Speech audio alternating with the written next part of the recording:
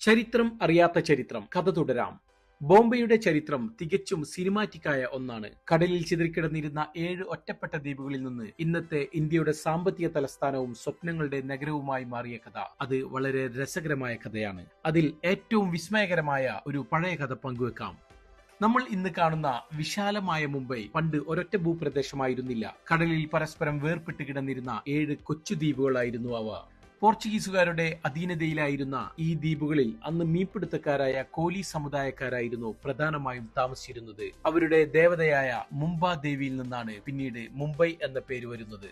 എന്നാൽ ബോംബെയുടെ ചരിത്രം മാറ്റിമറിച്ചത് 1661 നടന്ന ഒരു രാജകീയ വിവാഹമാണ്. പോർച്ചുഗലിലെ രാജകുമാരി കാതറിൻ ബ്രഗൻസയെ ബ്രിട്ടനിലെ ചാൾസ് രണ്ടാമൻ രാജാവ് വിവാഹം കഴിച്ചു. ഈ വിവാഹത്തിന് സ്ത്രീധനമായി പോർച്ചുഗീസുകാർ ബ്രിട്ടീഷ് രാജാവിന് നൽകിയത് എന്താണെന്നോ? ഈ പറഞ്ഞ ബോംബെ ദ്വീപുകളായിരുന്നു. രസകരമായ വസ്തുത, ചാൾസ് രാജാവിന് ഈ ദ്വീപുകൾ കൊണ്ട് വലിയ കാര്യമൊന്നും തോന്നിയില്ല. അതിനാൽ 1668 അദ്ദേഹം വെറും 10 പൗണ്ട് വാർഷിക വാടകയ്ക്ക് ഈ ദ്വീപുകൾ ബ്രിട്ടീഷ് ഈസ്റ്റ് ഇന്ത്യ കമ്പനിക്ക് എഴുതി കൊടുത്തു.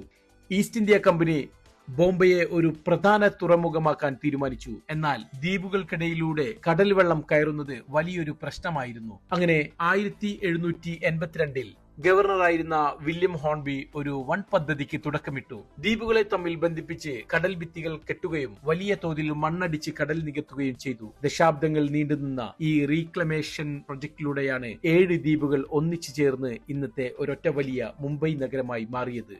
അങ്ങനെ 1860കളിൽ അമേരിക്കയിൽ ആഭ്യന്തര യുദ്ധം പൊട്ടിപ്പുറപ്പെട്ടപ്പോൾ അവിടെ നിന്നുള്ള പരുത്തി സപ്ലൈ നിന്നു. ഇതോടെ ബ്രിട്ടനിലെ ടെക്സ്റ്റൈൽ മില്ലുകളിലേക്ക് ഇന്ത്യയിൽ നിന്ന്, പ്രത്യേകിച്ച് ബോംബെ തുറമുഖം വഴി വൻതോതിൽ പരുത്തി കയറ്റി അയക്കാൻ തുടങ്ങി.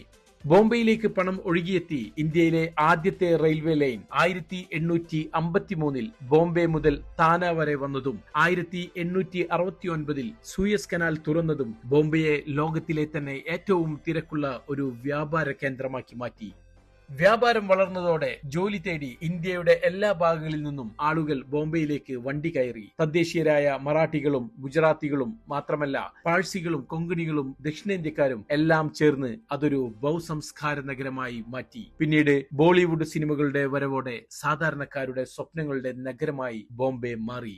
ചെളി നിറഞ്ഞ ദ്വീപുകളിൽ നിന്നും കേവലം 10 പൗണ്ടിന് വാടകയ്ക്ക് കൊടുത്ത ഭൂമിയിൽ നിന്നും ലോകത്തിലെ തന്നെ ഏറ്റവും വലിയ നഗരങ്ങളിൽ ഒന്നായി വളർന്ന ചരിത്രമാണ് ബോംബെയുടേത്.